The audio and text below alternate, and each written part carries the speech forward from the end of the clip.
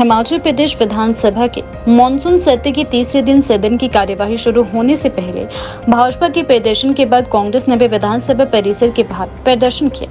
कांग्रेस नेताओं ने विधानसभा की कार्यवाही सुचारू रूप से चलाने की पैरवी करते हुए विपक्ष के रवैये पर सवाल उठाए। उप मुख्यमंत्री मुकेश अग्निहोत्री ने मीडिया से बातचीत में कहा कि कांग्रेस चाहती है कि विधानसभा की कार्यवाही सही तरीके से चले और सदन में प्रदेश से जुड़े महत्वपूर्ण मुद्दों पर चर्चा हो। उन्होंने विपक्ष पर निशाना साधते हुए कहा कि भाजपा का रवैया निराशाजनक है और विपक्ष सदन की कार्यवाही को बाधित करने की कोशिश कर रहा है। मुकेश अग्निहोत्री ने कहा कि सरकार विपक्ष के सवालों का जवाब देने के लिए तैयार है, लेकिन विधानसभा में जनता से जुड़े मुद्दों पर चर्चा होना भी जरूरी है। उन्होंने कहा कि सदन को लोकतांत्रिक तरीके से चलाना सत्ता पक्ष और विपक्ष दोनों की जिम्मेदारी रहती है। उप मुख्यमंत्री ने भाजपा पर हिमाचल प्रदेश के हितों के खिलाफ काम करने का भी आरोप लगाया। उन्होंने कहा कि प्रदेश को केंद्र से मिलने वाले अधिकार और आर्थिक संसाधनों को लेकर भाजपा को अपनी भूमिका स्पष्ट करनी होगी। मुकेश अग्निहोत्री ने आरोप लगाया कि हिमाचल के लिए मिलने वाले कुछ अधिकारों और आर्थिक संसाधनों को दिल्ली में भाजपा की ओर से रोका जा रहा है। उन्होंने कहा कि प्रदेश सरकार लगातार हिमाचल के हितों की पैरवी कर रही है और राज्य को उसका उचित हिस्सा मिलना चाहिए। मुकेश अग्निहोत्री ने हिमाचल प्रदेश को मिलने वाली राजस्व घाटा अनुदान आरडीजी राशि का मुद्दा भी उठाया। उन्होंने आरोप लगाया कि केंद्र की ओर से आरडीजी में कटौती किए जाने से हिमाचल को हर साल करीब 10,000 करोड़ रुपए का नुकसान हो रहा है। उन्होंने कहा कि हिमाचल प्रदेश पहले से ही आर्थिक चुनौतियों से गुजर रहा है और ऐसे समय में केंद्र से मिलने वाली वित्तीय सहायता में कमी प्रदेश की मुश्किलें बढ़ा रही हैं। उन्होंने भाजपा से सवाल किया है कि यदि वह हिमाचल के हितों की बात करती है तो केंद्र सरकार के समक्ष प्रदेश के अधिकारों और आर्थिक पैकेज के लिए मजबूती से आवाज क्यों नहीं उठाती। उप मुख्यमंत्री ने कहा कि हिमाचल के हितों से जुड़े मुद्दों को लेकर सरकार लगातार केंद्र के सामने अपनी मांगे रख रही है। उन्होंने कहा कि प्रदेश के अधिकारों और आर्थिक संसाधनों को लेकर किसी भी तरह का समझौता बर्दाश्त नहीं किया जाएगा। हम चाहते हैं कि विधानसभा चले, लेकिन आप विपक्ष का रवैया देख रहे हैं और ये हाउस चलाने के कभी भी जो है हक में नहीं है। और आज भी ये इसी स्पिरिट से आए हैं कि हाउस ना चले, जबकि हमारे संसदीय कार्य मंत्री टाइम एंड अगेन रिक्वेस्ट कर रहे हैं, बार बार बोल रहे हैं कि हम हाउस चलाना चाहते हैं। दूसरा ये है कि भारतीय जनता पार्टी जो विपक्ष है इस समय, ये हिमाचल के हकों के खिलाफ काम कर रहा है। हिमाचल के जो हक हमें मिलने चाहिए उसको ये दिल्ली में जाके रुकवा रहे हैं। प्रधानमंत्री जी ने 1500 करोड़ रुपए की घोषणा की, लेकिन ये सब लोग मिलके वो पैसा हिमाचल को नहीं आने दे रहे हैं। रेवेन्यू डेफिसिट ग्रांट जो है हिमाचल प्रदेश की बंद की गई, उससे हिमाचल को हर साल 10,000 करोड़ रुपए का नुकसान हो रहा है और आने वाले 5 साल में 50,000 करोड़ का नुकसान होगा। जीएसटी का कंपनसेशन बंद होने से भी हिमाचल प्रदेश को नुकसान हुआ है।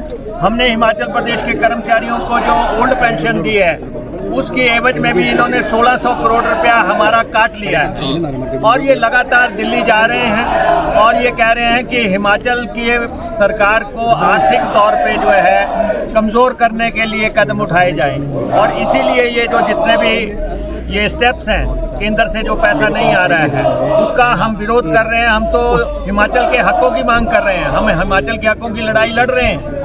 सुप्रीम कोर्ट में भी हमारा जो पंजाब पुनर्गठन कानून के तहत 7.19% हिस्सा मिलना है वो निर्णायक मोड पे पहुंच गया है और 10-15 दिन में उस पर फैसला आ जाएगा, क्योंकि सालों साल से जो उनका पड़ा हुआ पैसा था। हमने जो है यहाँ पे होटल की वाइट फ्लावर होल की उसकी लड़ाई लड़ी, उसकी लड़ाई हमने जीती, कुशाऊ की लड़ाई हमने जीती।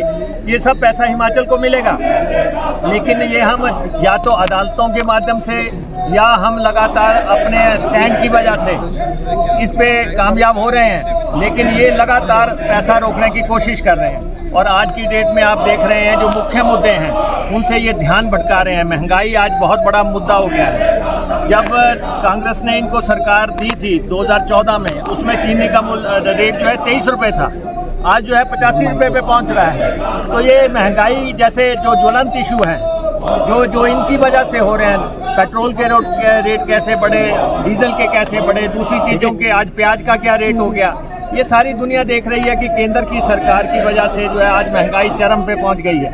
तो इसलिए हम लोग जो है महंगाई का विरोध कर रहे हैं। हम लोग जो हिमाचल के हक रोके जा रहे हैं हम उसका विरोध कर रहे हैं। ये हमारा विरोध कर रहे हैं कि आप ये लड़ाई क्यों ताश जो है निराशा में जो है अब ये डायरेक्शन लेस हो गए हैं। कॉन्स्टिट्यूशन में कोई बदलाव नहीं आया है, संविधान में बदलाव नहीं हुआ है। इन्होंने जो है पार्लियामेंट में एक कानून बनाया है जिसमें इन्होंने ये कहा है कि राष्ट्रीय ध्वज और राष्ट्रीय गान की तर्ज पे राष्ट्रीय गीत को भी जो है अगर कोई उसको अनादर करता है या अपमान करता है तो वही प्रावधान उस पर भी लागू है। तो हमारे ये राष्ट्रीय गान और राष्ट्रीय गीत दिए किसने हैं? ये सबसे पहले संविधान सभा में जो है कांग्रेस के इसमें में जो है ये गाए गए। इन सबको एक समान दर्जा जो है उसी समय तय हो गया था कि इनको एक समान दर्जा मिलेगा। लेकिन यहाँ विधानसभा के अंदर तो स्पीकर इज सुप्रीम। अगर मिनिस्ट्री ऑफ होम अफेयर भी कोई गाइडलाइन जारी कर दे, वो भी किसी भी मिनिस्ट्री की गाइडलाइन यहाँ लागू नहीं होती। यहाँ पे संविधान लागू होता है, लेकिन हम स्वतंत्र हैं। हमारे स्पीकर साहब जो भी फैसला करेंगे वो कहेंगे किस ढंग से गाना है, जो फैसला करेंगे उसके मुताबिक काम चलेगा। लेकिन ये तो जब राष्ट्रीय गान हुआ उसके बाद ये खड़े हो गए कि राष्ट्रीय गान क्यों गाया जा रहा है, राष्ट्रीय गीत गाया जाना चाहिए था। तो राष्ट्रीय गान का भी अपमान करना 3 साल की सजा का प्रावधान है।